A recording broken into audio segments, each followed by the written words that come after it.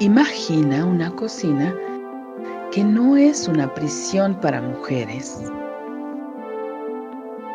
un lugar para condimentar, sazonar, sancochar la vida. Una fragua, un fogón transformador, un lugar donde comenzó todo, un lugar donde se confabula, donde se trama libertad. La cocina de Chabela, un nicho donde sazonamos la vida pública con pimienta feminista.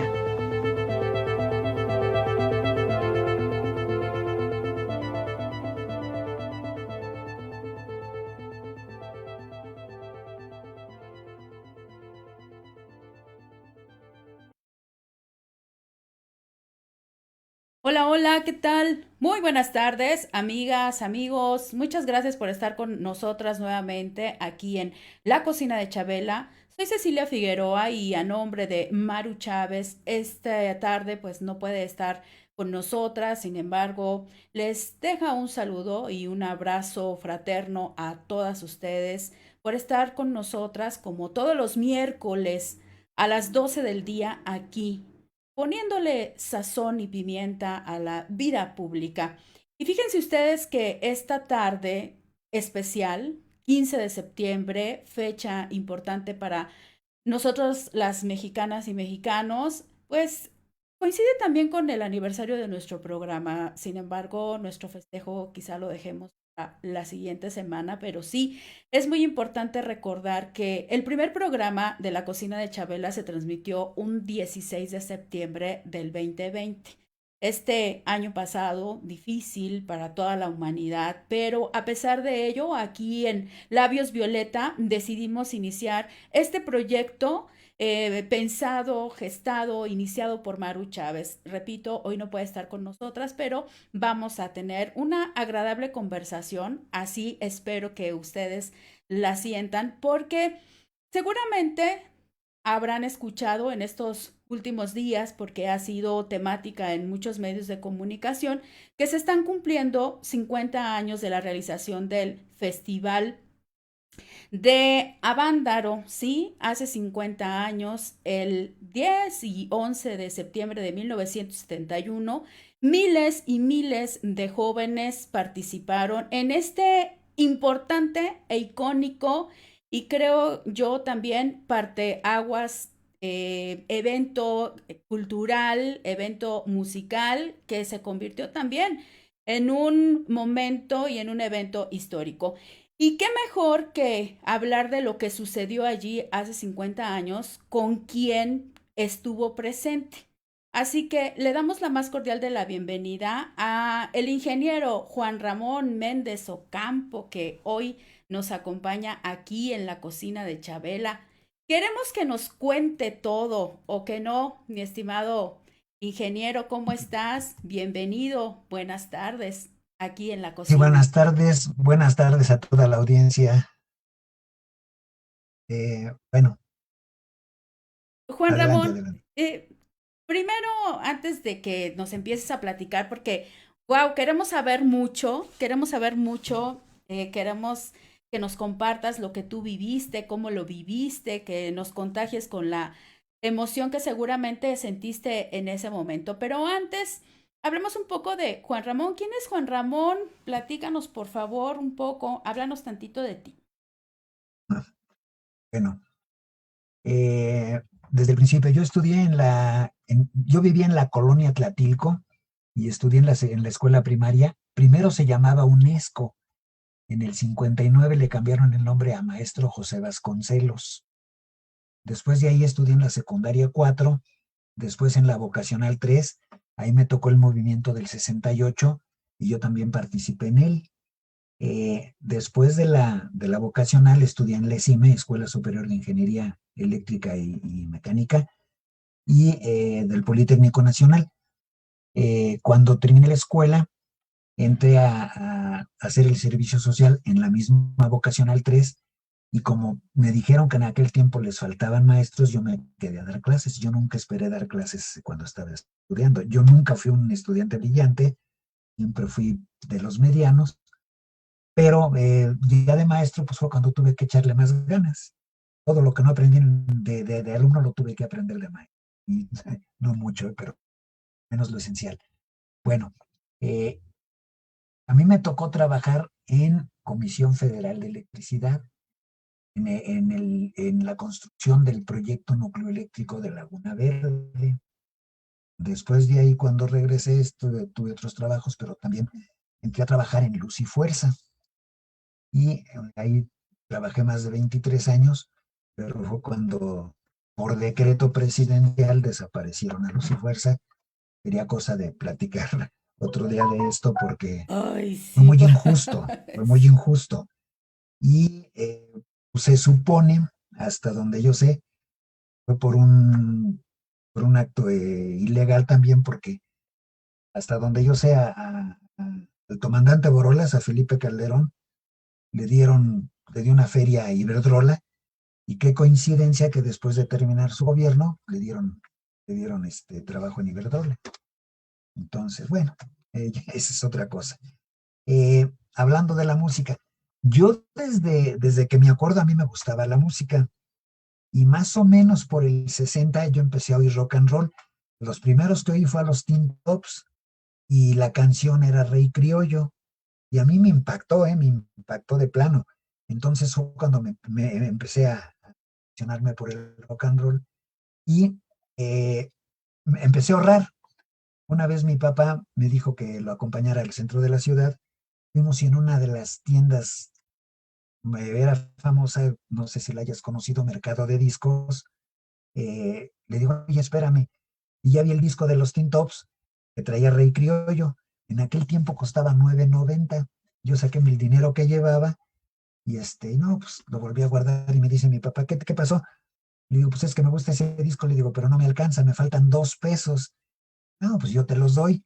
Me dio los $2, compré el disco y cuando llevamos para la casa, me dice, bueno, ¿y para qué lo quieres si no tenemos ni dónde tocarlo? Entonces, porque compré el disco, mi papá compró uno de esos aparatos tornamesas, de los que parecían Beliz, que en uno de los lados traía el tornamesas y del otro lado la bocina. Fue el primero que compró. Ya después compró una consola de las que se llamaban consolas, si no mal recuerdo, era Blau Punto Azul, y pues ya teníamos en dónde oír discos. Y cuando entré a la secundaria, pues yo seguí oyendo rock en español, y uno de los compañeros me dijo, oye, dice, ¿por qué no oyes rock original? Dice, esos son puros covers. Digo, ¿a poco no son originales? No, dice, todo es grabado después de los originales. Y entonces ya empecé a ver cuáles eran los originales. En aquel tiempo estaba de moda la ola inglesa, los Beatles, los Rolling, los Kings, los Ermitaños de Herman, los Animals. Y entonces yo me fui mucho también con la ola inglesa. Y lo que me impactó profundamente fue cuando entré al rock de California, de la costa oeste de Estados Unidos, principalmente San Francisco y Los Ángeles. Grateful Dead, los Quicksilver Messenger Service, Janis Joplin con Big Brother and the Holding Company, en San Francisco Jefferson Airplane, claro, los Charlatans, y en Los Ángeles eran los Doors, Love, un conjunto que se llamaba Love, y los Beards con Y, esos era más folk rock y que cantaban muchas canciones de Dylan. Entonces, a mí no me gustaba el inglés. Yo cuando entré a la secundaria 4 porque ya sabía que había un grupo en donde daban francés y yo me metí a ese grupo para estudiar francés. Pero en la misma secundaria, te digo, ya fue cuando mis amigos me dijeron, no, pues el rock original está en Estados Unidos y es en inglés. Entonces, yo me clavé tanto en el rock que empecé a estudiar los orígenes del rock y me tuve que regresar a los 50 para oír a Chuck Berry, Elvis Presley, Little Richard, Fats Domino, Jerry Lee Lewis, todos los que empezaron con el rock and roll, pero el rock and roll no era el primero. Yo supe que venía del rhythm and blues de los negros, hermanos negros, con todo respeto, pero ellos venían del blues también, del blues de principios de siglo, y según los historiadores, desde el siglo XIX, desde mediados del siglo XIX, ya se cantaba el blues como lo cantaban a principios del siglo pasado, pero no hay nada grabado. En aquel tiempo pues no se podía grabar, no había partituras, no hay ningún antecedente. Entonces yo por eso alguna vez puse en mi perfil de Facebook el año pasado, el aniversario número 100 del blues, era el 10 de agosto de 1920. ¿Por qué? Porque fue la primera ocasión en que un artista negro, en este caso una artista, Una Mamie mujer. Smith, grabó, grabó el tema de Crazy Blues con un grupo de músicos negros también. Entonces, ese se considera el inicio del blues, aunque te digo, mucho antes ya se conocía el blues.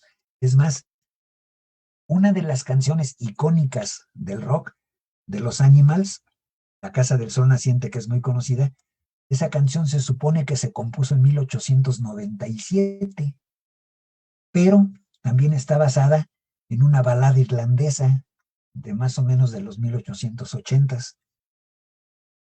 Joan Baez la sacó en su disco, no recuerdo si el primero o el segundo, de 1961, y Bob Dylan la sacó en su primer disco en 1962. Los Animals la grabaron ritmo de rock, cambiándole totalmente el ritmo, y es la que se ha hecho muy famosa, casi todo el mundo la conoce. Dice Dylan que él iba manejando su carro cuando la oyó y que se tuvo que parar para poderla oír, y que de ahí fue cuando se decidió a electrificar sus letras, bueno, su música. Por eso se electrificó Bob Dylan y que lo llamaron mucho Festival de Newport de 5, Oye, que era ingeniero, festival de... nada más necesitas un empujoncito y tú te sueltas. Qué maravilloso, porque obviamente, en estos primeros minutos, pues nos das muestra de el conocimiento que tienes, del gusto que tienes por el rock y, pues bueno, el motivo de nuestra conversación en esta tarde es precisamente qué hacía Juan Ramón, cómo fue que Juan Ramón se enteró de que se iba a llevar a cabo este festival. Juan Ramón, pues clavado en sus estudios, o quién sabe, ya nos confesaste que no fuiste un alumno brillante, pero sí ibas a la escuela y a pesar de no serlo, pues sí te convertiste en ingeniero. Pero, a ver, vayámonos a esos meses de 1971. No sé, yo desconozco en qué momento empezó a hacerse publicidad, si es que la hubo, cómo fue que los jóvenes, los miles de jóvenes que asistieron, se enteraron, cómo estaba la información difundiéndose en las escuelas. Platícanos de ese ambiente político, porque pues yo creo, quiero pensarlo así, que pues había un ambiente de tristeza y de luto. Acababan de transcurrir apenas 3 meses de la matanza del 10 de junio, de ese jueves de Corpus. Y pues bueno, como que el horno no estaba para bollos para llevar a cabo un festival, ¿no? Para llevar a cabo, pues algo, valga la redundancia, festivo. Platícanos un poco de ello, Juan Ramón, por favor. Mira, yo estaba en Zacatenco con un amigo, uno de los que fui a Festival de Bandaro. No sé si hubo mucha publicidad, pero estábamos en Zacatenco, él se llama Jorge Ocaña. Estábamos en Zacatenco y alguien nos dijo, uno de los compañeros, que no recuerdo su nombre, creo que se llama Jaime, pero él fue el que nos dijo que iba a haber un festival de rock en Avándaro. Pues, ¿dónde está Avándaro? Pues junto a Valle de Bravo, ya Valle de Bravo más o menos se conocía. Avándaro creo, no estoy seguro, pero creo que es un club de golf y que tiene muchos terrenos. Algo así, pero no estoy seguro. Entonces nos dijo y nos dice Jorge, oye, pues vamos. No, pues vamos. Pero esto fue como 2 semanas antes. Y mira, lo que estás diciendo es muy importante porque en aquel tiempo no había internet, no había Facebook, no había redes sociales y la noticia corrió como reguero de pólvora, ¿eh? En Avándaro yo encontré a muchos cuates, venían de Monterrey, principalmente Monterrey y Guadalajara, pero venían de todos lados de la República Mexicana. Eh, no vi muchos de Toluca, que era lo que estaba más cerca. Del Estado de México principalmente iban cuates de satélite y de la en aquel tiempo, pero yo no me acuerdo haber visto publicidad. Nos dijeron, y este cuate Jorge es el que dijo, no, pues vamos, órale, vamos.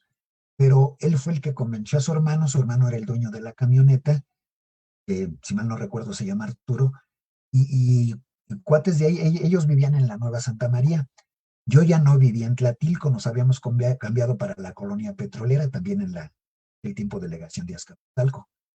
Pero nos fuimos su hermano y otros 3 cuates de la Nueva Santa María. Ahora, en aquel tiempo teníamos un equipo de básquetbol en Tlatilco y había uno en la Nueva Santa María.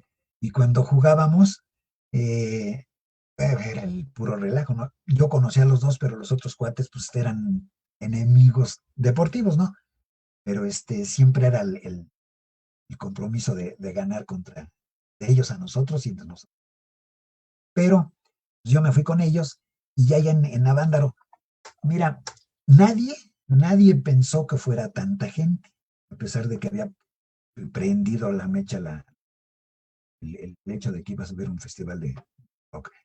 Y te digo, llegaron Cuando de todos dices lados. tanta gente, ¿tú cuánta gente calculas que estuvo ahí reunida? Porque se habla de cientos de miles, más de 100,000. Entonces es Sí, sorprendente. sí, Según Juan Ramón, que estuvo sí. ahí, ¿cuánta gente calculas que llegó? Mira, tal vez por la carrera que estudié, pero a mí siempre me ha gustado sacar más o menos proximidades en cantidades. Cuando regresábamos del festival, todavía en la carretera de Toluca, México, yo les decía que había habido entre 170,000 y 200,000 personas, fue lo que yo calculé. Más o menos fueron 200,000, poco más o poco menos. Luis de Llano en el libro que acaba de sacar dice que fueron, bueno, yo lo vi también en la televisión, en el canal de Foro, y decía que fueron 300,000. Yo no creo que hayan sido más de 250,000. Más de 200,000 yo creo que sí, 205, 210,000. O tal vez un poquito menos, pero 300,000 yo no lo creo. Eh, lo que sí quiero enfatizar es que no hubo mucha publicidad hasta donde yo sé. A nosotros nos dijeron en Zacatenco, pero yo ya no volví a oír que hubiera festival de rock y ruedas. Eh, ¿Pero qué en dijiste? A ver, provincia, pues, trata de recordar, ingeniero, ese momento en el que tu compa te dice, oye, va a haber esto. ¿Qué te imaginaste tú? ¿Qué te imaginaste? Eso que él te dijo, te hacía mención de que iban a estar bandas, qué sentido iba a tener el festival, cómo lo imaginaste tú y si después de imaginarlo, lo que te tocó vivir en estos 2 días, cumplió tus expectativas o fue muy diferente a lo que imaginaste. mira, cuando nos dijeron, luego se pensaba en Woodstock. Tenía 2 años que había pasado Woodstock. Eh, piensas en un, piensas en un festival. Nosotros nunca preguntamos qué bandas iba a haber. Ya hasta posteriormente, antes de ir al festival, ya empezamos a ver el cartel de los grupos que iban a asistir al festival. Pero tú oyes un festival de rock y dices, yo voy, sin pensar en los que van a estar, en quiénes van a estar. Ahora, cuando vimos el cartel de quienes iban a presentarse, Peace and Love, El Ritual, Tequila, Bandido, eh, pues caray, todos nos prendimos, ¿no? Los que estábamos ahí, viendo cuando nos íbamos a ir al festival. Nos hubiera gustado que hubiera estado Javier Batis, el Love Army, que era un grupo muy bueno en aquel tiempo, y la Revolución de Emiliano Zapata. Me parece que a la Revolución de Emiliano Zapata no les avisaron y Javier Batis y Love Army no quisieron ir. Si quieres lo tratamos de una vez, pero es que la organización estuvo pésima, pésima. Diga lo que él diga Luis de Llano, Justino Compain, López Negrete. Te digo, yo nunca traté eso con Armando Molina porque él fue el que para los grupos, pero la organización estuvo pésima. ¿Por qué? Lo que tú dices es muy cierto. Nosotros llegamos el jueves 9 de septiembre, en la tarde. Llegamos, yo le decía a Arturo, iba con la camioneta, digo, oye, quédate más o menos al final. porque nosotros no pensábamos quedarnos a la competencia de coches. Terminando el festival nos regresamos luego, luego. Bueno, cuando llegamos, supuestamente nos habíamos quedado al final, todavía dejamos un tramo para que se estacionaran más carros, pero cuando ya nos íbamos a venir, estábamos como a la mitad, habían llegado muchísimos carros más. Eh, Te digo, la organización pésima. Yo creo que el festival tuvo éxito por la gente que fuimos, no por los organizadores. Los que pusieron mucho su granito o granote de arena fueron los grupos que actuaron, porque ellos actuaron también en condiciones pésimas. Estaba pésimo el sonido, la organización, los altavoces, y el único momento en donde yo vi que hubo cierta agresión fue cuando unos cuates se subieron en las torres de alta tensión de los mismos asistentes al festival. Como fue pésima la organización, los que estaban atrás no veían bien y nos empujaban a los de adelante hasta que rompieron el cerco que tenían para evitar que llegaran al escenario, que el escenario estaba bastante alto. Pero no había ni siquiera dónde hacer las necesidades. Oye, Juan ¿Sabes qué Ramón, hicieron? y no cabría la justificación de pensar que ellos, los organizadores, nunca se imaginaron que fuera a atraer a tantos A tanta jóvenes gente. que los haya rebasado. A lo mejor su organización se limitó a pensar, no sé, en 10,000 Yo creo que jóvenes. no, ¿eh? O fue Yo creo que no. deliberado que fallara para, no sé, generar ahí No, el... tampoco. A ver, entonces platícame. No, mira, por muy pocos que hubieran ido, yo creo que sí esperaban entre unos 20 25 mil. Pero no llevar los váteres portátiles, no había nada, no había nada. Para la gente que iba, tenía que haber de esos aparatos, ¿no? No, ni eso. ¿Sabes qué? Según me dijeron, lo hicieron, no sé si ya estaba, pero hicieron zanjas en los dos lados de donde estaba la gente del festival para que ahí se orinaran. Dicen, nada más háganle casita y ya con eso. Pues no, mira, te digo que nosotros llegamos desde el jueves. Yo lo que hacía era caminar, alejándome de la zona del festival, cuando iba a hacer pis nada más. Caminaba como unos 700, 800 metros, ya que veía que estaba bastante lejos, sí, y me regresaba. Cuando ya era más duro, caminaba como kilómetro y medio, que no me viera nadie. Afortunadamente, pensando en eso, ya habíamos llevado papel sanitario, rollo sanitario, pero yo agarraba mi rollito y me alejaba lo más que podía. Pero, y te digo, no había ni siquiera de los Sanivac, se llaman o algo así, lo que son los váteres portátiles. No había. Ahora, te digo, no creo que haya sido porque estos cuates, los organizadores, pensaban pasarlo por radio, pensaban pasar el festival toda la noche por radio, no sé cuál. Pensaban grabar el audio para sacar un disco. Pensaban filmarlo para para pasarlo por televisión y para hacer una película. Se supone que todo lo que tenían filmado, cuando se quemó la Cineteca, se les quemó también eso. No lo sé. O a lo mejor lo guardaron porque no querían que saliera. Pero era todo lo que querían hacer para sacar más dinero. Y te digo, a los grupos, cuando llegaron los grupos, a mí me tocó ir a uno, pues creo que eran los Duk Duks. Oye, pues que este sonido y está muy mal. Pues si te gusta, órale, y si no te puedes ir. Así les contestaban a los grupos, en serio. A mí me tocó irlo, porque te digo, nosotros llegamos desde el jueves, anduvimos un buen rato para arriba y para abajo, porque ya había gente el jueves, pero no mucha. Para el viernes ya estaba casi toda la gente que hubo, y los que se alivianaron, y ahora le llama a este Luis de Llano el soundcheck, como a las 8 de la noche más o menos el viernes, se subieron los Duk Duks y dijeron, bueno, pues para empezar con el festival vamos a tocarles aquí para entretenerlos a todos los que ya están aquí. Se subieron tres grupos. El primero fueron los Duk Duks, los otros dos no recuerdo quiénes fueron, creo que fue el epílogo uno de ellos, pero se subieron a entretenernos el viernes en la noche. ¿Y lo Y lograron? ellos, ¿Y lo ¿qué? lograron o ya había rebasado? O sea, la cantidad de personas Ya les había quitado de la mente el que vamos a escuchar los grupos porque quedaba claro que esta organización, que no era la adecuada, según nos dices, pues no iba a ser posible que ustedes escucharan con calidad, pues la interpretación de los grupos. Eh, ¿qué pasó ahí? O sea, fue rebasado, ya era más bien el gusto por estar, a pesar de estos detalles que nos cuentas de, pues para ir a hacer pipí o del dos, lo que sea, no había condiciones, todo esto que ya nos narraste.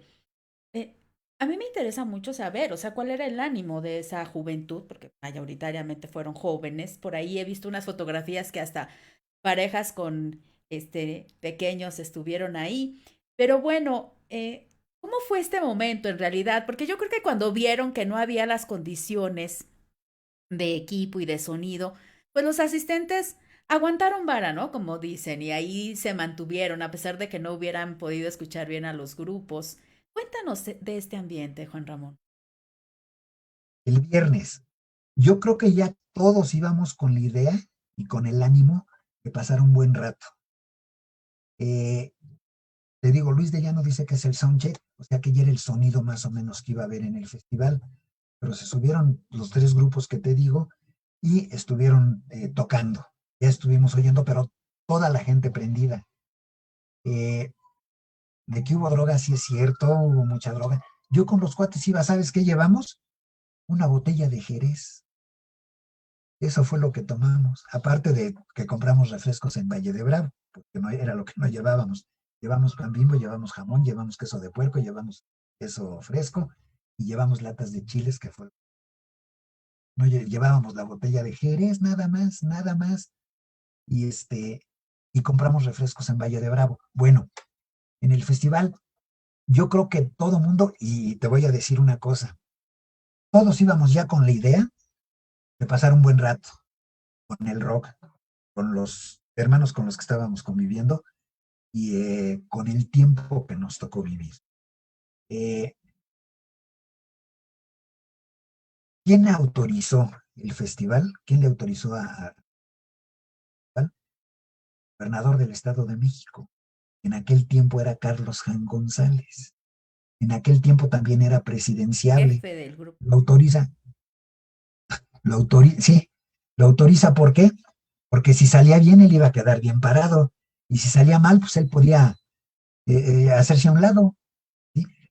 Solo si hubiera pasado una desgracia muy fuerte, que hubiera habido una batalla campal, que hubiera habido pleitos y que hubiera habido unos muertitos, hubiera salido el mal. Pero según la prensa desespecializada, que hablaron de Avándaro, decían que hubo 4 muertos. Sí es cierto, pero ninguno siquiera cerca del festival. En el festival no hubo nada, no hubo nada.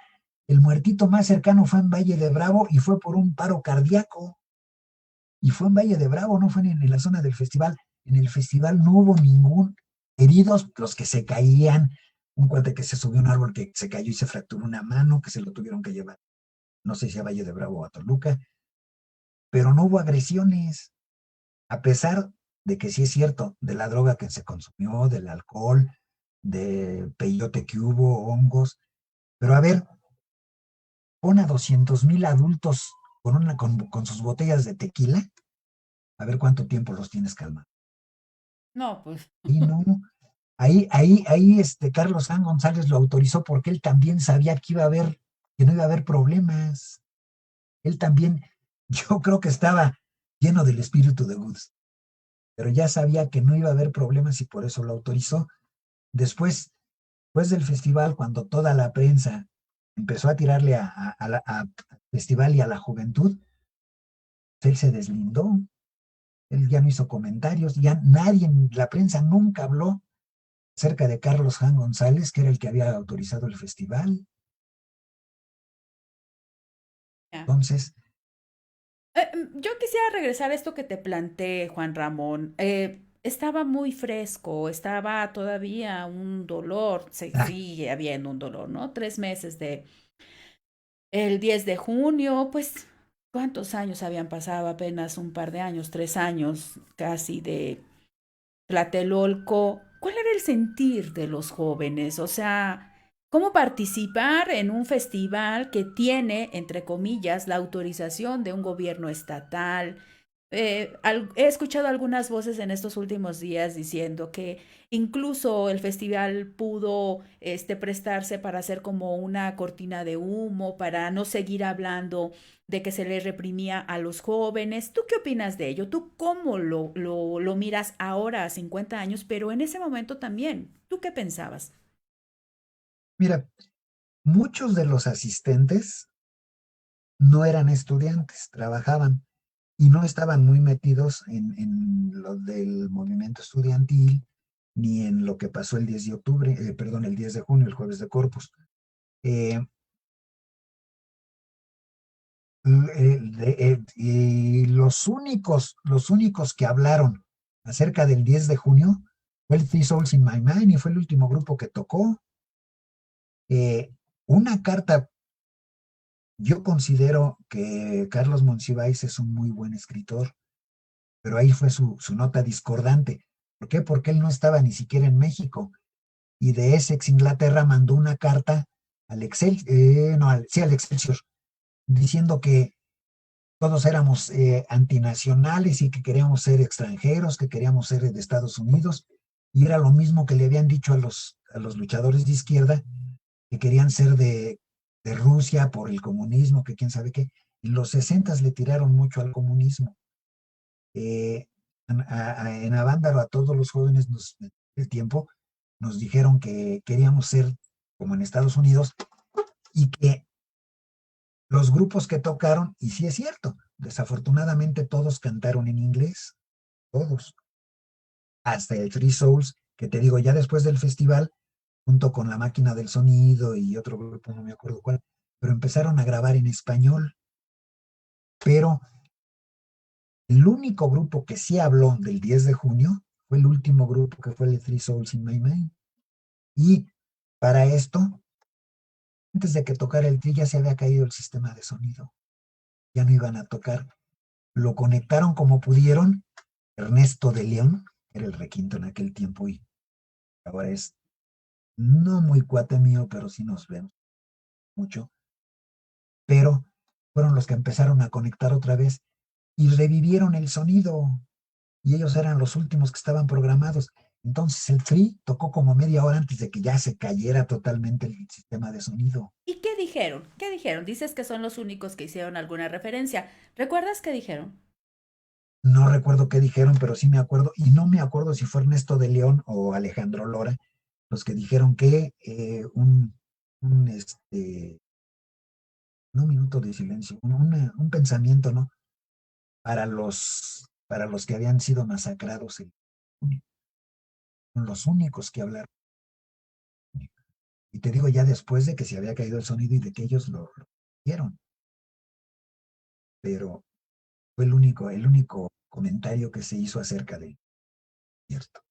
Se les acusó en los reportes periodísticos, las fotografías que yo he visto, no se les acusaba a los jóvenes asistentes de ser comunistas, ¿no? Se les acusaba de las drogas, de el sexo y del rock and roll. Entonces esas fueron las acusaciones, como que el discurso anticomunista con lo que Eh, hace a Vándaro pues se despejó, ¿no? Y era concentrarse en la depravación y degradación de los jóvenes por la no, droga, el sexo y el rock and roll. no, mira, yo decía anticomunista por los izquierdistas de los 60, pero aquí lo que nos acusaba Carlos Monsiváis es de que queríamos ser gringos, de antinacionalistas, de que queríamos ser gringos y que habíamos ido a un festival en donde solo se cantó en inglés. Lo que te digo que nadie dijo de la prensa fue que el festival había sido en México con grupos mexicanos. Y ok, estoy de acuerdo, se cantó en inglés, pero en el 72 hubo un festival en República Dominicana, el Marisol, y fueron puros grupos gringos e ingleses. Y no fue ningún grupo de Puerto Rico. Entonces, y sí fueron puros grupos mexicanos. Y de lo que nos acusaba Carlos Monsiváis era de ser antinacionalistas, que queríamos ser gringos, que todo lo queríamos hacer en inglés. Y pues no es cierto. Si hubieran Oye, te visto voy a a los que interrumpir fuimos un poco, te voy a interrumpir, Juan Ramón, para comentar a quienes acompañan en la transmisión por el Facebook, podrán mirar, estamos poniendo en la pantalla la portada de la alarma. Mira, acompañada de varias fotografías y ¿sabes cuál fue qué fue lo que decía? El infierno en Avándaro, encueramiento, marihuaniza, degenere sexual, mugre, pelo, sangre, muerte. Dice, nadie fue de una previno de lo que revista que, ahora todos se asustan y se curan. ¿Cómo ves, Juan Ramón? pero eso fue de una revista que se llamaba Casos de Alarma, ¿no? Alarma, así es, sí. Sí. Bueno, y esa fue la segunda edición que sacaron, porque en la primera hicieron la encuerada de Avándaro. Ahora, mira, yo siempre lo he dicho, que sacaron nada más esa foto porque fue la única chava que se desnudó durante el concierto, durante el festival. Pero nosotros llegamos, te digo, el jueves. El viernes en la mañana fuimos a un riachuelo que pasaba ahí cerca y había como 25, 30 cuates, entre cuates y mujeres, entre chavos y chavas, bañándose desnudos. Los vimos y tres de nosotros, de los que íbamos, de los seis que íbamos, nos quitamos la ropa y nos metimos al riachuelo a bañarnos. Pero te juro, que nadie estaba de morboso viendo a las chavas, ni las chavas a los hombres. Todos normal, como si Qué chido, todo un fuera normal, paraíso, era hombre. normal. Pero sí, y el sábado fue lo mismo, el sábado en la mañana fuimos y yo dije, no, pues ya no va a haber nadie porque ya hay mucha gente. Había más gente desnuda en el riachuelo, y ya nada Ay, qué más iba con padre, otro ¿cómo no cuate. hay fotos de eso? Oye, Juan Ramón, Tengo pues ya que una, tú tienes una, mira, no la encuentro. Tengo una de este cuate, te digo, el sábado fui con un cuate que se llama Armando, yo pensé que ya no iba a haber mucha gente. Había más gente de chavos y chavas, nos desnudamos, nos metimos y él sacó su cámara, él siempre traía cámara, y me dice una foto. Entonces, como en aquel tiempo estaba prohibido, estaba muy penado el fotos desnudos, agarré una hoja y me la puse en mi parte y me sacó la foto. La tengo, pero no sé ay, dónde yo está. la quiero La voy ver. a buscar, Sí, la por voy a buscar, favor, la estaría voy a buscar. muy chido poder verla. Pues ya que salió a colación las mujeres, mira que en qué momento se da, ¿no? Cuando haces referencia a estas fotografías. Sí, hay muchas fotografías en donde miramos a mujeres. Yo he visto algunas, incluso dos de ellas con sus bebés y su pareja. Platícanos de esas más de 200,000 personas que tú viste. Me imagino que también hubo muchas mujeres, ¿no? No fue un evento en donde había puros hombres. Quienes cantaron sí fueron mayoritariamente hombres, pero háblanos de las mujeres. ¿Recuerdas quiénes participaron o también de las que asistieron así como tú? Ya, de las mujeres, yo no sabía, pero hasta hace poco me di cuenta que era Mayita Campos, Sí. cantó con los Jackie. Cuando tocaron los Jackie, como a mí no me interesaban mucho porque se me hacían fresones, fue cuando estaba el aguacero. Nosotros lo que hicimos, tontos, sacamos las cobijas, eran cobijas que traíamos en la camioneta, y pusimos con unas ramas, las pusimos como techo, pero se mojaron las cobijas y ya después llovía más adentro que afuera. Entonces, ya todos mojados, exprimimos las cobijas, nos quitábamos la ropa y también la exprimimos y nos metimos a la camioneta a tratar de secarnos. Y fue cuando tocaron los Jackie, por eso te digo que yo no sé, yo no oí que Mayita Campos hubiera cantado con ellos. Y, y Marisela Durazo, creo que fueron las únicas dos que cantaron, las Ay, únicas vamos a dos escuchar en un mujeres. rato más a Marisela Durazo, por cierto. Pero de las asistentes, ¿cómo fue la relación con las mujeres? Platícanos, por favor. Eh, tú ya nos dijiste, no fuiste con mujeres, fuiste con un grupo de amigos, pero ya nos dijiste que en el río estaban mujeres y hombres bañándose desnudos en un ambiente muy tranquilo. Trata de compartirnos un poco de cómo viste, cómo conviviste con mujeres, si es que lo hiciste.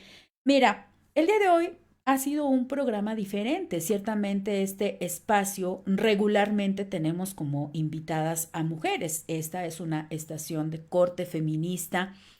Sin embargo, ha habido momentos en que también hombres han estado aquí platicándonos de temas específicos y hubiéramos querido que además de ti estuviera una mujer platicándonos su experiencia, compartiendo su testimonio de lo que fue el Festival de Avándaro que está cumpliendo 50 años. No fue posible localizar a alguna, pero tú sí estuviste ahí, Juan Ramón, así que platícanos de las mujeres, por favor. Mira, es obvio lo que tú estás diciendo, que hubo muchas mujeres también, pero en la zona del festival cada quien en su onda, nadie se metía con nadie. Si acaso se saludaban, hola, hola.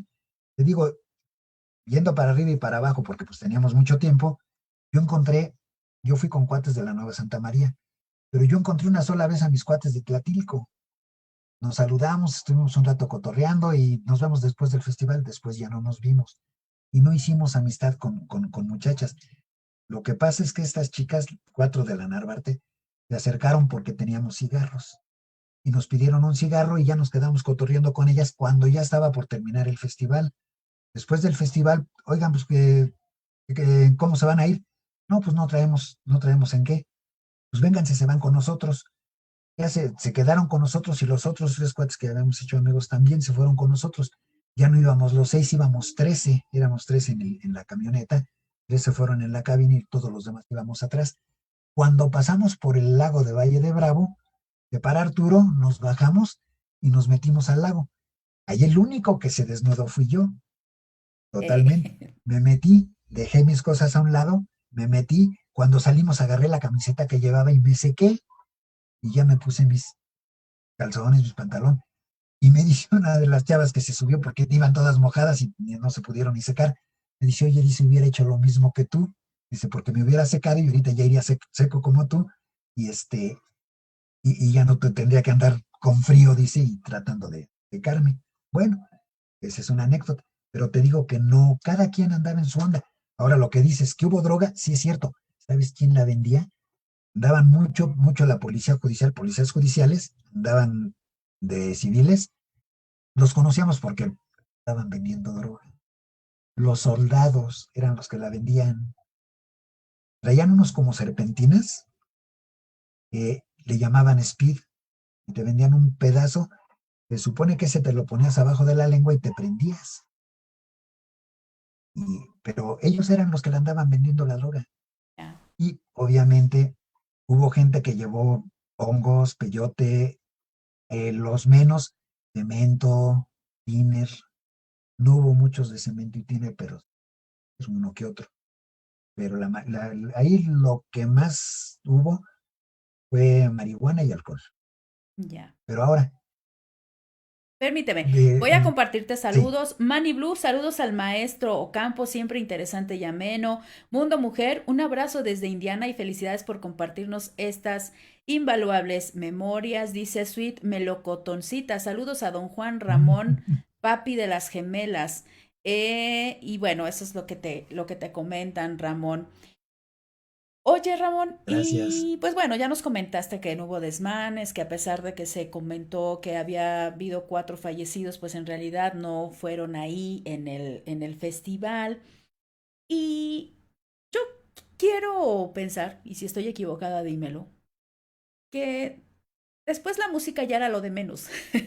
Escuchar la música ya era lo de menos, sino era disfrutar el momento, porque era un momento que nunca, una oportunidad que nunca se le había presentado a la juventud mexicana, los jóvenes mexicanos. Mira, Fue la primera vez de un concierto de esta naturaleza, ¿no? el máximo espectáculo Sí. fue la gente que asistió. Pero la música fue el complemento ideal. Yo por eso te digo, pon en un lugar, no a 200,000, pon a 50,000 adultos con alcohol y a ver cuánto tiempo los tienes quietos. No es por tirarle a la demás música, pero por lo general lo que oyen pues son música de tríos o música guapachosa y no se van a quedar quietos. De que va a haber agresiones, va a haber. Aquí fuimos alrededor de 200,000 con todo lo que dijeron los periódicos, con droga, con alcohol, y no hubo ningún problema. Yo te decía hace rato que el problema fue cuando los cuates estos se subieron a las torres de alta tensión, la gente, los que le decían eran los que estaban en los micrófonos, a ver, bájense, que no vayan a crear un problema. Y los que empezaron a chiflar o empezamos a chiflar fuimos los que estábamos abajo porque no queríamos que hubiera un problema eléctrico para que ya no hubiera sonido, luz. Entonces, fue no agresión, pero fue cuando se les empezó a chiflar y órale, bájense, que hijos de la quién sabe qué, pero todo en buen ambiente. Ya. Fue Oh, probablemente la mayor agresión. te escucho. Ah, no, pues era la única vez que medio se salió de contexto, pero de todos modos yo creo que hasta eso, hasta las mentadas eran con cariño. Bueno, bien. Entonces, oye, te fuiste sin avisar en tu casa. Eras todavía ¿No? joven de familia, ¿no? Avisaste en tu casa. ¿Qué te Sí, dijeron cuando te mira, fuiste? ¿Y qué te dijeron cuando regresaste? Si cuando tus padres llegué, supieron que te fuiste a Bandar. A ver, platícame esa eh, historia. mira, soy hijo único, pero en mi casa no me tenían tan agarrado. Y siempre me dijeron que yo tenía, que yo podía ir a cualquier lado, pero que les avisara dónde iba para que si había algún problema supieran dónde buscarme. Entonces yo me acuerdo que yo ya les había dicho, voy a ir a un festival de rock, pero el jueves agarré mis cosas, ya las tenía listas, ya me voy al festival de Avándaro. Desde ahorita, pues para agarrar buen lugar. No me dijeron nada. Nos fuimos al festival. El domingo que veníamos, te digo, nos quedamos un ratito en la presa de Valle de Bravo. Llegamos, los tres cuates que encontramos allá, perdón, que se vinieron con nosotros, se bajaron en Tacubaye. No sé dónde vivían, creo que por ahí cerca. Y las chavas estas las llevamos a la Narvarte. Después fuimos a la Nueva Santa María, se bajaron los demás y Arturo, Jorge y yo venimos a dejarme, yo vivo en la Polera. Cuando llegué, yo no sabía, yo me la pasé a todo dar, pero ya todo lo que había pasado en la televisión y en los periódicos, cuando llegué, oye, ¿por qué hasta ahorita? Yo les dije que iba al Festival de Avándaro y fue ayer, les digo, pues sí, pero te fuiste desde el jueves. No me regañaron gran cosa. Siempre, sobre todo mi papá en paz descanse, pero muy comprensivo. Dice, a ver, cuéntame cómo estuvo. Y ya le platiqué mi experiencia reciente, ¿no? Pues,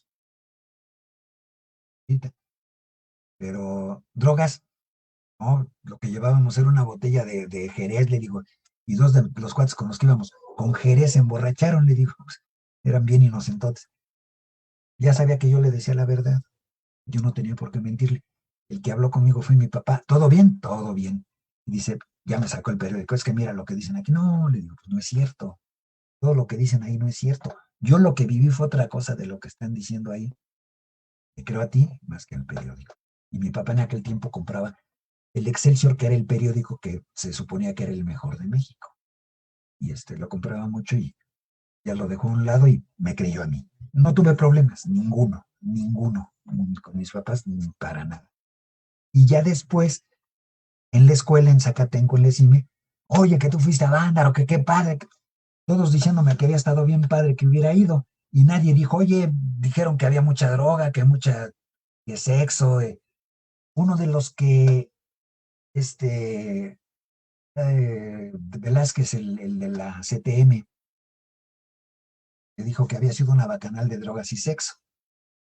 Pues, sexo, lo que tú dices, tal vez las mujeres que iban con sus hijos y que ya estaban casadas o juntadas, pero pues nadie hizo sexo al aire libre, ¿no? ¿Y si lo hubieran hecho qué? Ah. Bueno, oye, Mira, ahí te Inge, va.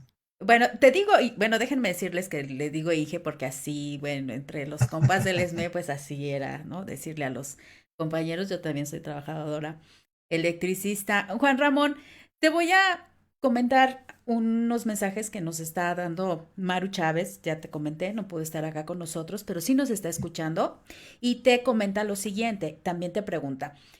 Algunas personas califican el festival como un festival político, pero no es así, creo yo, dice Maru. El festival fue patrocinado por Coca-Cola y uno de los organizadores fue Televisa también. ¿Cuál era el perfil de los jóvenes asistentes? ¿Eran jóvenes urbanos educados? ¿A qué se debe el impacto que tuvo el festival en el relato juvenil y social de entonces? Te pregunta Maru Chávez, por favor, Juan Ramón.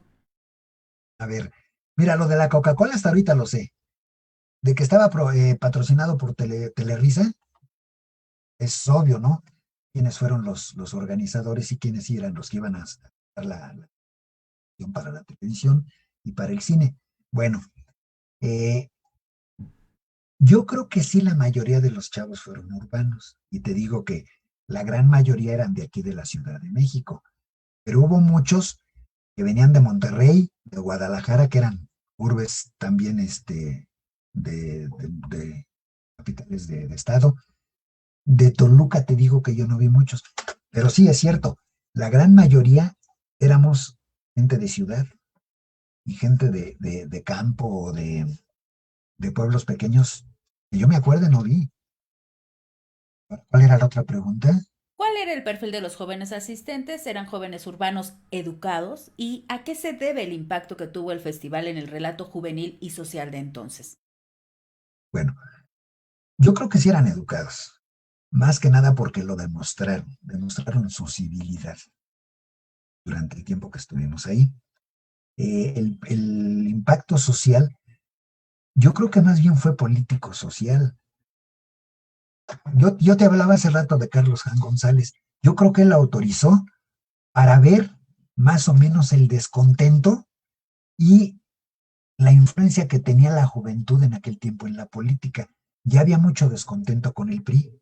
Y Fidel Velázquez, el que te decía hace poco que dijo que fue una bacanal, él siempre se autonombró priista, pero fue más o menos para ver el impacto que tenía la juventud en la sociedad. Por eso yo creo que fue social político. Y como no les gustó, fue la represión que hubo contra el rock durante todos los 70s. Nadie, difícilmente autorizaban que un grupo de Estados Unidos, de Inglaterra o de Europa o de cualquier otro lado tocara aquí en México. Los únicos que me acuerdo que vinieron y con diferencia de 2 semanas que tocaron en el Nacional, no recuerdo quién fue el primero, pero en el 75 vino a Chicago y vino Procol Harum. De la década de los 70 es de lo único que me acuerdo que vinieron. Eh, a Guanajuato vino Santana y los que venían seguido eran Can Hit, que traían a Fito de la Parra en batería, de parte. Pero otros grupos, yo no me acuerdo. Mira, te digo que yo una vez te comenté que yo tenía mucha suerte, que había tenido mucha suerte por la época que me tocó vivir, pero yo me ponía a ahorrar. Mi papá también nos enseñó que la Navidad se pasaba en familia y el Año Nuevo donde tú quisieras. Yo siempre me la pasé en familia, pero en el 73, con otros cuates, con unos cuates de aquí de la petrolera, se supone que íbamos a ahorrar para irnos a Estados Unidos, para los conciertos de rock de San Francisco, que eran súper famosos los conciertos de fin de año. Yo me puse a ahorrar cuando me pasé la Navidad en la casa y el 27 de diciembre, eh, bueno, pues vámonos. Ya nadie quiso ir y me fui yo solo. Yo ya había ahorrado y me fui yo solo. Me fui en camión, me fui en camión 2 noches y un día. Llegué a Tijuana y me pasé, llegué temprano, te digo, fue una noche, un día, una noche, y el otro día temprano llegué a Tijuana y me pasé la garita de San Isidro. En San Isidro luego estaba la terminal de los Greyhound y tomé el Greyhound 90 centavos en aquel tiempo para San Diego. Yo dije, San Diego, media hora de San Isidro. En San Diego me tocó ver, que no era muy conocido en aquel tiempo, y yo te estoy hablando de diciembre del 73, me tocó ver a Billy Joel. De San Diego me fui a Los Ángeles y ahí me tocó ver un concierto donde tocaron Poco y Mahavishnu Orquestra con John McLaughlin. Y que voy viendo en la revista Rolling Stone de allá, en San Francisco, noche del 31 de diciembre, Allman Brothers, Marshall Tucker Band y Charlie Daniels Band. Vamos a hacer. Y ya casi no tenía dinero, de día y medio sin comer. Pero llegué a San Francisco en un hotelito al menos limpio, no cobraban tanto, y ya le pregunté al oye, el Cow Palace, ¿dónde está? Tomas este camión, pides Transfir, dice, porque te van a dar un boleto, y ese boleto lo entregas en la ruta tal, ese te deja en el Cow Palace. Órale, me arranco. Cuando llegué, les pedí a estos cuates, a los que estaban a la entrada, oye, dame el boleto, quiero un souvenir.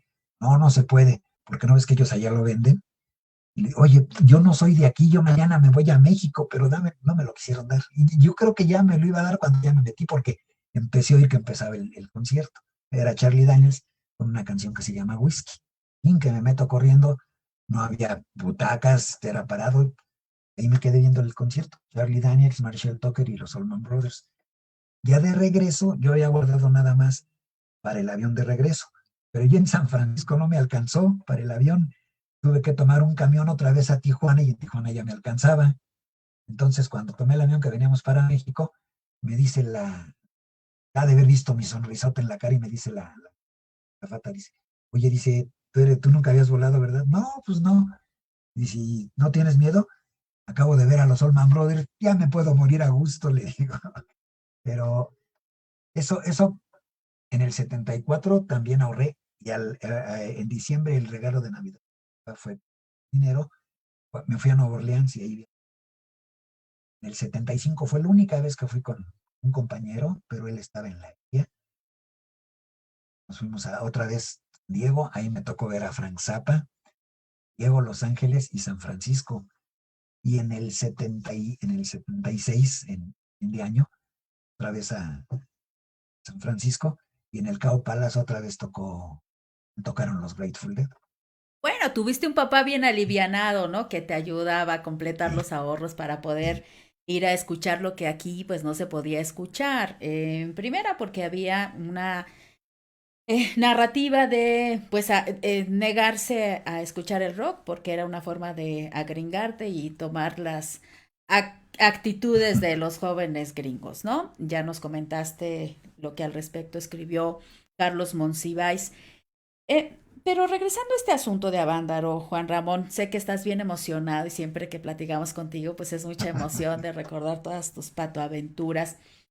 Pero en este asunto de Avándaro, ¿crees que los asistentes cambiaron? O sea, después de regresar, de haberse bañado en ese río, me encanta pensar en esta idea del río, ¿no? Este, eh, porque también he visto esto en varias crónicas, he leído varias crónicas que también dan cuenta de lo que en ese río sucedió y de esos baños colectivos. Fueron otros los jóvenes. Juan Ramón fue otro, lo marcó su asistencia al Festival de Avándaro. Pero antes, mientras piensas tu respuesta, te comento que Manny Blues dice que Procol Harum es el otro grupo que vino en los 70. Y fue lo que yo dije. Ya, bien, Chicago y Procol Harum. bien. Bueno, a ver, entonces, ¿los marcó? ¿Sí los marcó? ¿O es una anécdota más? Yo creo que nos marcó, pero cada quien a diferente nivel. Mira, en el caso mío, yo regresé y de todos modos tenía que ir a clases. Tenía que asistir a clases, atender mi carrera. En el 75 también, aquí en la petrolera tuvimos un conjunto, en la peor época, por lo que estamos comentando. Lo más que hicimos fue tocar en el Mercado Hidalgo de Talco. Eh, un conjunto en aquel tiempo pues no tenía muchas expectativas. A pesar de que fuimos a los estudios Pirles, que estaban en Escobedo, y conocimos el estudio donde grabó Pedro Infante, y ahí nos hicieron una prueba, pero lo que querían era que tocáramos puros fusiles, no querían que tocáramos algo original. Después de ahí nos fuimos a la que era la Torre Musar, también sobre Mariano Escobedo, pero más hacia el norte. Y lo mismo, nos hacen la prueba, se supone que estuvo bien, pero querían que grabáramos puros éxitos, puras canciones que ya habían sido éxitos, porque las radiograbadoras no arriesgaban nada, ya iban sobre seguro. Entonces, pues ya se ¿Crees deshizo que el era grupo y ya no esto grabamos. o el temor de que en las letras de las canciones los jóvenes expresaran un sentir que políticamente incomodara? Hay mucha razón en eso, hay mucha razón en eso. En aquel tiempo estaba muy de moda Bob Dylan. con sus canciones sociales, con su crítica social. Hablamos de la guerra, la respuesta está en el viento. Hay una canción muy poco conocida de él que se llama ¿Quién mató a Davy Moore? Davy Moore fue un boxeador que había sido campeón de peso pluma, peleó con Ultiminio Ramos y al final de la pelea murió este cuate. Y ahí hace una crítica muy mordaz Bob Dylan acerca de todos, de los que estuvieron en la pelea, de quienes la transmitieron, del entrenador de David Moore, del boxeador y de la multitud que vio la pelea. Pero es posible lo que estás diciendo, que el gobierno haya tenido miedo de que los jóvenes... Es difícil porque te digo que en Navándaro todos cantaron en inglés, pero después del 71 y lo que estás diciendo que de un modo o de otro, o a un nivel mayor o a un nivel menor, nos pegó el festival, es posible que muchas letras hubieran sido de contenido social. Y como te digo que ya empezaban a grabar grupos mexicanos en español, tal vez el gobierno sí tuvo cierto temor por entonces, a los grupos de jóvenes que grabaran en español. Oye, te voy a leer a continuación una serie de mensajes que nos comparte David Lascari. Dice, buen programa, invitadazo, guau, lo adoro. 25 pesos, 75,000 vendidos, pero llegaron 170,000, dice él. Radio Juventud lo transmitiría en vivo. Creo que la música fue lo demás. La música fue extraordinaria, extraordinaria. Sucedió como una comunión, un rito, una fiesta. Uf, dice que adoró a Ultiminio Ramos.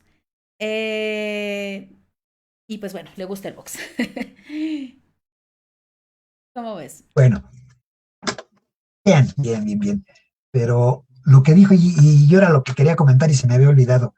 Mira, los boletos costaron 25 pesos. Hace rato decíamos que yo no me acuerdo si hubo mucha publicidad. Yo no la vi. Los boletos nos costaron 25 pesos, si me acuerdo. Pero decía Luis de Llano, o dice Luis de Llano en su libro nuevo, no lo he leído, hay que ver qué dice. Lo ve desde un punto de vista monetario.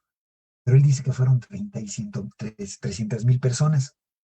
Te digo que yo calculaba en 300, cuando salimos del festival, calculaba entre 170,000 y 200,000.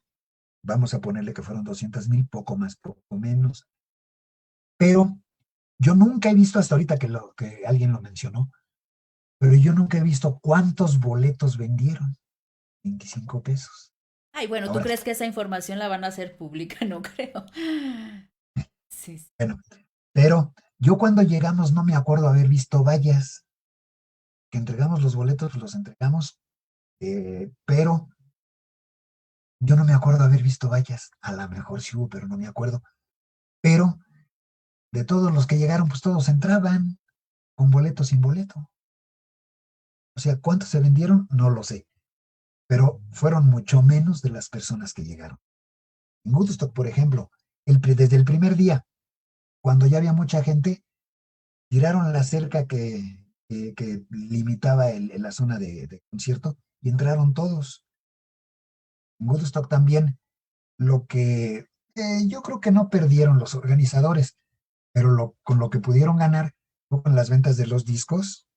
Acuérdate que eran LPs y primero fue uno triple y luego uno doble, con la película de Michael Blake de Woodstock y con toda la parafernalia que se ha vendido después del festival.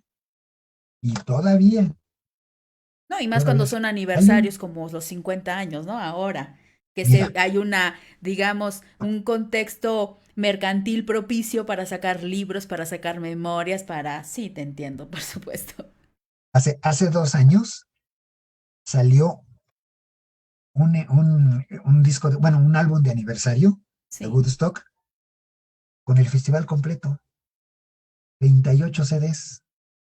Y en orden cronológica, como fueron apareciendo los grupos y como fueron tocando las canciones, en orden cronológico estricto.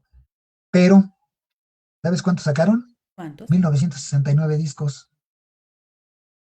1969 por el año en que se hizo el festival. Entonces, cuando salió, a mí me mandaron la publicidad para poderlo pedir, porque iba a salir el 1 de octubre, iba a salir a la venta de hace 2 años. Bueno, ya estaban vendidos todos cuando salió. El 1 de octubre ya nada más los mandaron a los que lo habían comprado. Yo no tenía dinero. Costó $799. Algo así como 18,000 pesos más los gastos de envío. Pero ahorita, ¿sabes en cuánto está? A ver, dime, no sé. En $3,500. No, sí, sí, sí, se convierte ¿Eh?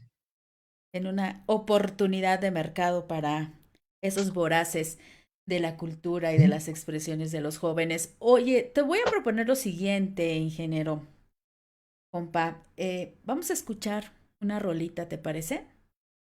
Y Sí, adelante. regresamos ya para la última parte de nuestro programa. Agradecer la disposición del tiempo que nos da nuestra coordinadora. Y mira, nos han compartido una rola del grupo Tequila precisamente con Marisela Durazo. Ya te referiste a ella. ¿Qué nos puedes aportar de ella? No, yo no sé nada al respecto. Platícame algo de Marcela o Marisela. Marisela, Marisela a ver, Durazo. ¿qué sabes tú de Marisela? Mira, la tengo como amiga en el Facebook, no sé mucho de ella. Yo me acuerdo que la vi en Avándaro y a mí me gustaba mucho el grupo de Tequila Sí, y una banda como tales. Y ahorita el disco de Tequila está muy cotizado y está caro. sí. Hace poco lo vi en el Facebook y lo venden en 4,000 pesos. A lo mejor tú dices que no es caro, es LP, ¿eh? Sí, cómo no. Porque, no, es que sabes qué te digo, que con los coleccionistas hay un grupo que se llamó Calidoscope, pero eran de Puerto Rico, de Colombia y creo que era uno de México, algo así. Pero vinieron aquí a grabar, salieron 500 copias de la marca Mozart y ahorita es el disco más caro hecho en México.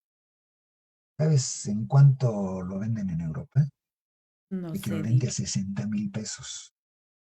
Wow. Equivalente a 60,000 pesos. Por eso te digo, a lo mejor sí te hace caro el de Tequila, que lo vi hace poquito, hace 2 semanas, en 4,000 pesos, pero hay discos más caros.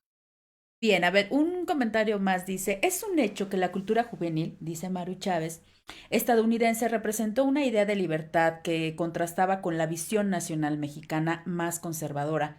Por algo, la música cantada fue en inglés. En ese sentido, Avándaro representó una transformación de una idea de juventud que ya se estaba formando desde principios de los 60. Los movimientos estudiantiles planteaban una transformación política. Avándaro, una transformación cultural estética, en mi opinión, dice Maru Chávez. ¿Y tú qué opinas al respecto, Juan? Mira, es cierto lo que dice. Eh, Aquí creíamos, yo entre ellos me cuento, el rock and roll o el rock debería de ser en inglés porque era su idioma original. En otro idioma no se oía bien. Pero gente como Johnny Holiday o Sylvie Vartan o Marianne Faithfull en Francia, que cantaban rock en francés, no se oía mal. Vinieron algunos grupos alemanes que cantaban en alemán y no se oía mal. Entonces, yo creo que por eso también grupos como los que acabábamos de mencionar, que empezaron a grabar en español y no se oía mal. Es más, el Tri en sus inicios se basaba mucho en el blues y la canción de Oye Cantinero es la de una de Muddy Waters. Es un blues, nada más le cambiaron la letra, pero ya se oía en español. Y de ahí empezó el Tri. El Tri ya desde entonces siempre ha grabado en español. Y tiene el disco que sacaron, que les quitaron dos rolas. Una es la de Negra Modelo. ¿Y por qué? Dice, te quiero negra por tu color y porque empedas a cualquier señor. Por eso negra modelo, eres mi adoración, algo así. Pero nada más por eso fue por lo que prohibieron esa rola. Y quitaron a dos de ese disco, quitaron dos rolas, ¿Cuál es la otra? pero no me acuerdo cuál era la otra. Y tengo el cassette, ahorita la veo. Pero eh, tiene razón Maru. Y un saludo para Amaro y mis respetos. Pero de allí fue de donde se empezó a cantar en español, porque antes sí pensábamos, y yo entre ellos te digo, el rock and roll debería de ser en inglés. Un grupo del 70 también, holandés o de Países Bajos, el Shocking Blue, eran de Holanda pero cantaban en inglés. Y es que si triunfabas en Estados Unidos o en Inglaterra, ya tenías el futuro asegurado.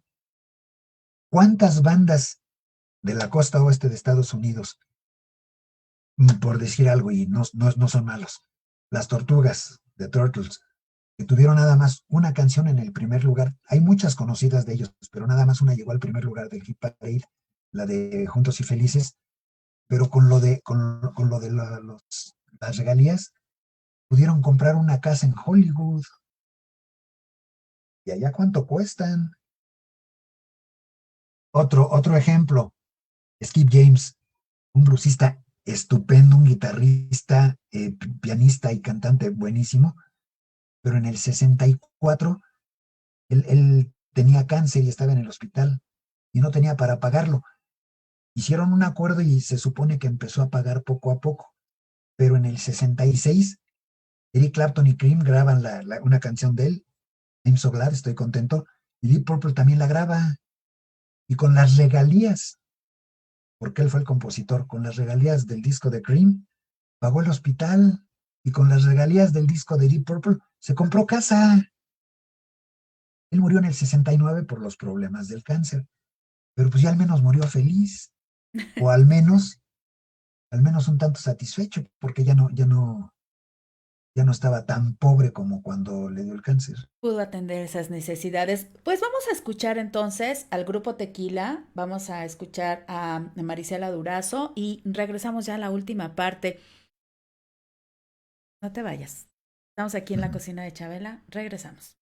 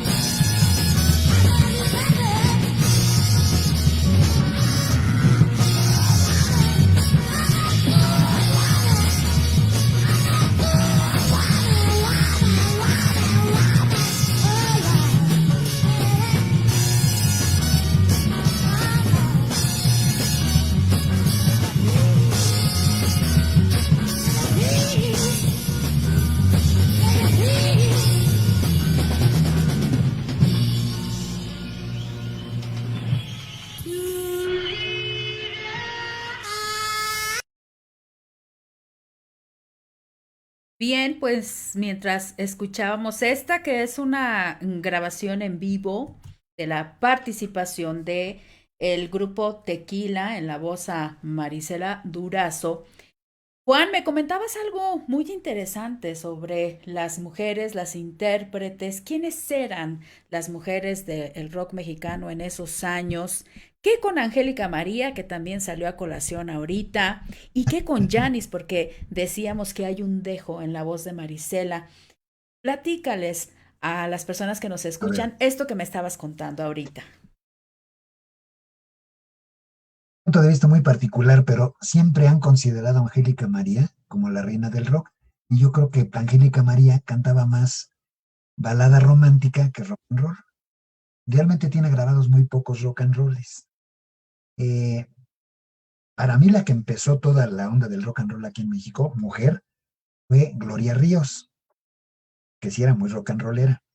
Bueno, en los 70s, después del Festival de Monterrey, que fue en el 67, y en donde triunfó plenamente Janis Joplin, casi todas las cantantes aquí en México querían cantar como ella.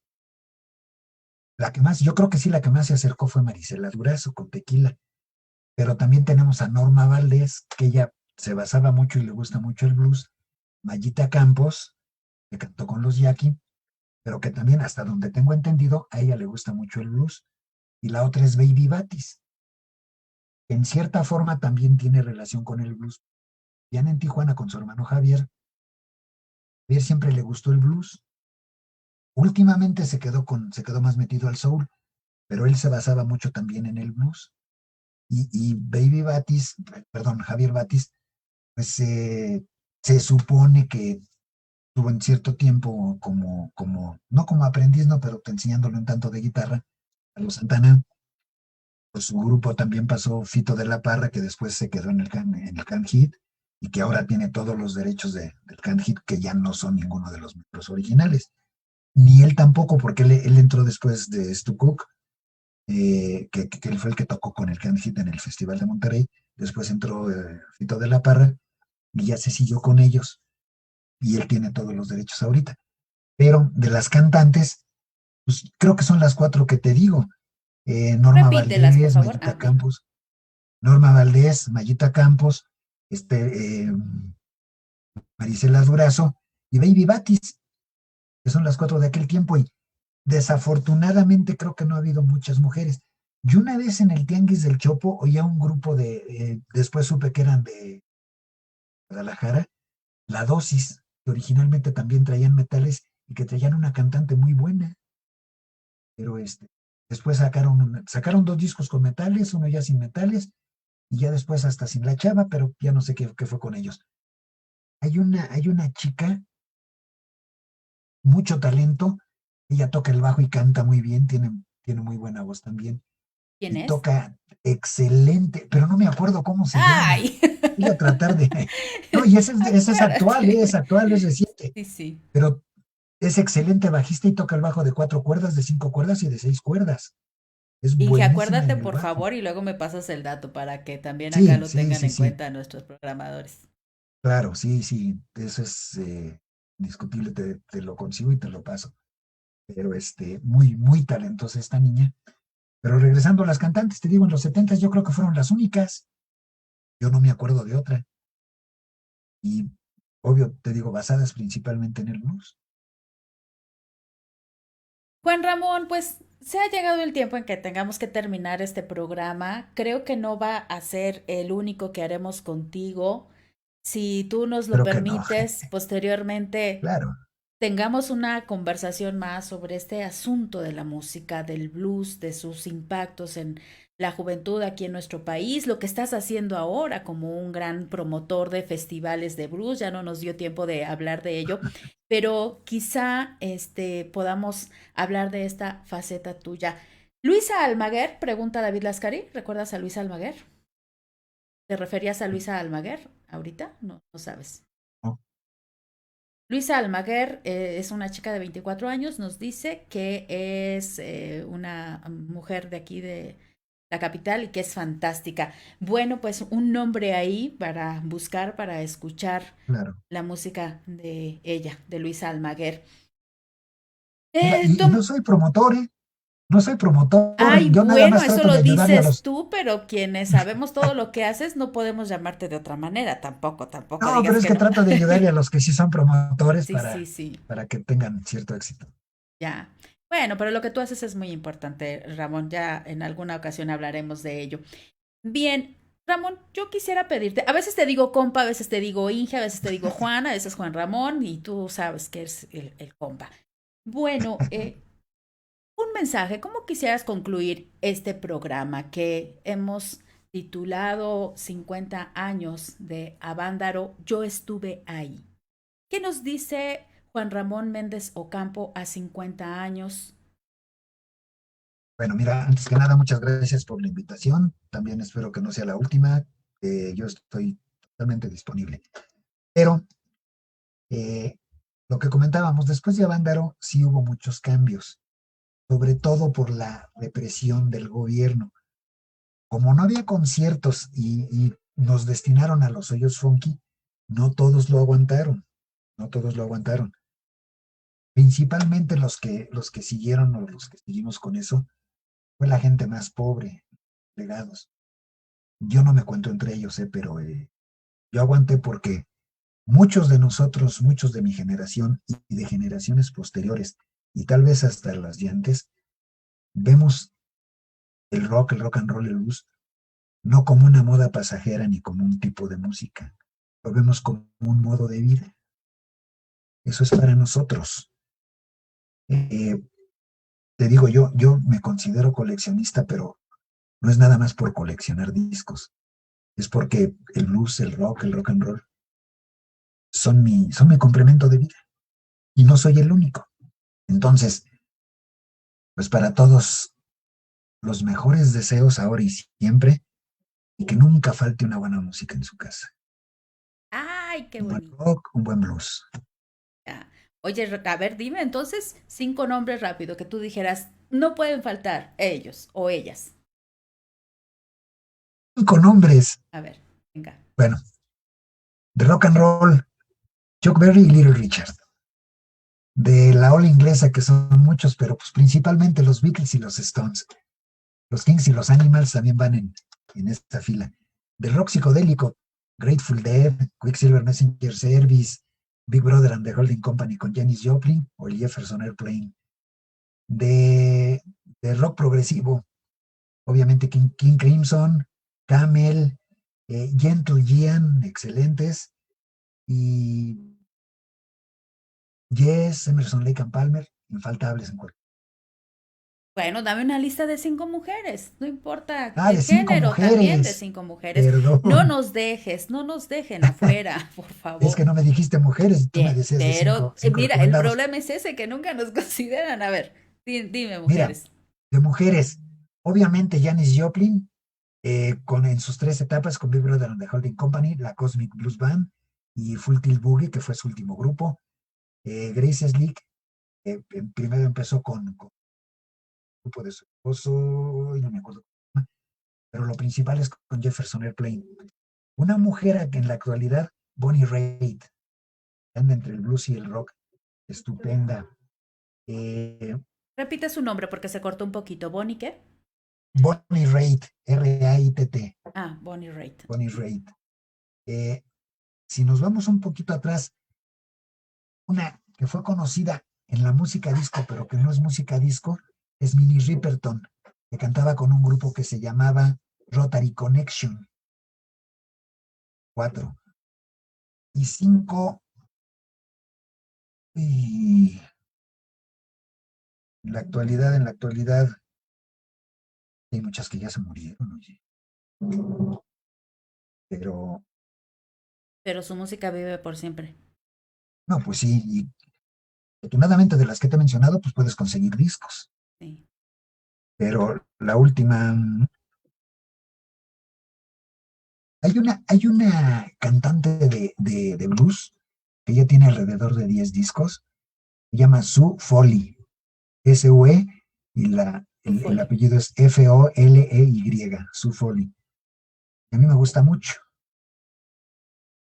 pero pues ahí está. Tomamos muy en cuenta esta recomendación. Te agradecemos que hayas estado acá, nos has hecho pasar un muy grato momento, nos dejas reflexión, nos dejas testimonios. Muchas gracias, Juan Ramón Méndez Al Ocampo. contrario, muchas gracias por la invitación y pues seguimos en esto. Ya dijiste. A nombre de Maru Chávez, titular de este espacio, yo me despido de todas ustedes agradeciéndoles que nos hayan acompañado en esta cocina de Chabela. La próxima semana a las 12 del día estamos nuevamente por acá. Que estén ustedes muy bien. ¡Viva México! Ah, Eso. Hasta pronto.